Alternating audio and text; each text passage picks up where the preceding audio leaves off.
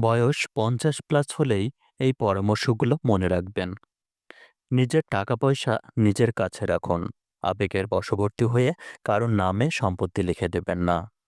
বৃদ্ধ বয়সে ছেলেমেয়েরা আপনার দেখাশোনা করবে, এই ভরসায় থাকবেন না। সময়ের সাথে সাথে তাদের জীবন বদলায়, বদলায় তাদের অগ্রাধিকারও। যারা আপনাকে আনন্দ দেয়, যারা আপনাকে সত্যিকার অর্থে ভালোবাসে, শুধুমাত্র তাদের সাথেই সময় কাটান। বছরে অন্তত একবার হলেও জীবন সাথীকে নিয়ে কোথাও ঘুরে আসুন। বয়সের দোহাই দিয়ে সব কাজ অন্যদের দিয়ে করাবেন না। নিজের কাজ নিজে করার চেষ্টা করুন।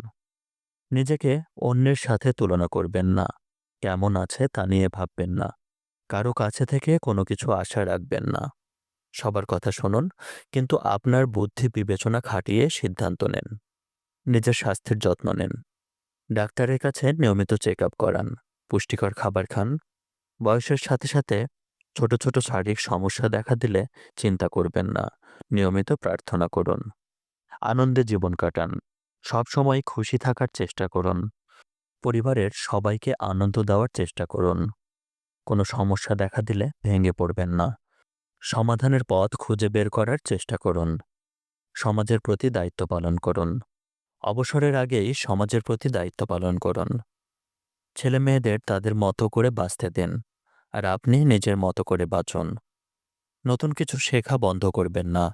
বয়স যাই হোক না কেন, নতুন কিছু শেখার চেষ্টা চালিয়ে যান। অতীতের ভুল ত্রুটি ব্যর্থতা নিয়ে বেশি ভাববেন না, কারণ আপনি অতীতকে পরিবর্তন করতে পারবেন না। তাই বর্তমানকে উপভোগ করুন এবং ভবিষ্যতের পরিকল্পনা করুন। নিজের শখগুলোকে সময় দেন।